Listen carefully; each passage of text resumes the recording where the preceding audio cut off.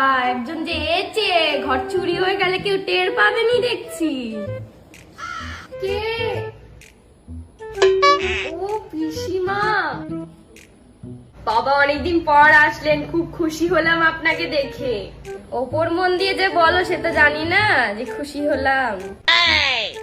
তা এত বড় ঘরে থাকো, নিচে যে কাউকে রাখতে হয় তা জানো না? গেলে তো সব আমার দাদার যাবে, সব তো নিয়ে লুটে চলে যাবে ডাকাতি করে, নিজের তো কিছু যাবে না, ঘুষও নেই। আপনাকে প্রণাম করি একটা। থাক থাক বাবু, প্রণাম করতে হবে না, আমি যার তার প্রণাম নিই না। কি না কি খেয়েছে,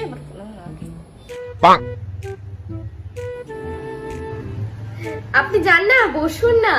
সে তো বসবোই গো, তোমাকে তা জিজ্ঞেস করবো না, আমার দাদার বাড়ি, আমি ঠিকই বসবো।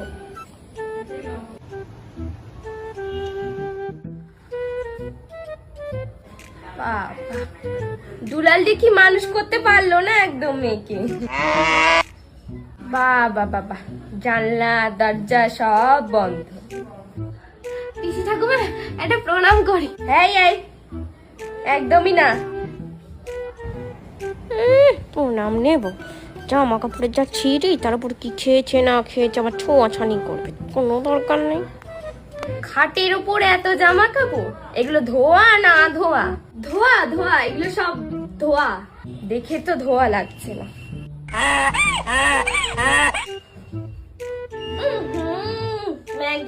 কি গন্ধ, গন্ধ। এগুলো পরিষ্কার করে দেখতে পাচ্ছিস না? একদিন বয়স্ক মানুষ এসছে, কিচ্ছু একদম ঠিক নেই, এখানে আমি থাকবো কি করে? তার আগে চল, আমাকে গঙ্গা জল দেখিয়ে দিবি। তুই হাত দিবি না ভুলেও, আমি দেখে নেবো, তুই দেখিয়ে দে শুধু। এদের বাড়িতে সব আমার একদম ধুয়ে কেচে মেলতে হবে, সবকিছু ছাইছিন করে একাকার করেছে। এই এই এই, খবরদার ওটাতে হাত দিবি নি একদম, সব ধোয়া কাচে করে মেলছি, আবার ওটাতে আবার হাত দিচ্ছে। এই কোন জায়গায় এসে পড়লাম, দাদা কোথায় থাকি কি জানি রে বাবা। চল ওখান থেকে, ধরবে না।